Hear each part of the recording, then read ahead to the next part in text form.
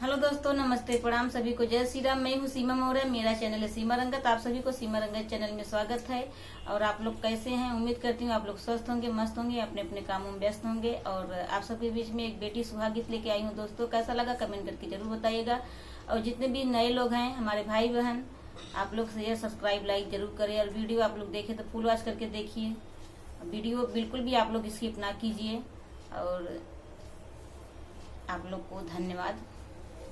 Hello दोस्तों, नमस्ते, प्रणाम। मैं हूँ किरण प्रजापति। मेरे चैनल का नाम है संगीत बाय किरण। अपने चैनल पे आप लोग का स्वागत करती हूँ दोस्तों। और एक सुहाग गीत लेकर आए हैं, कैसा लगेगा कमेंट बॉक्स में जरूर बताइएगा। और हम लोग का सपोर्ट करिएगा दोस्तों। तो चलिए सुनाते हैं।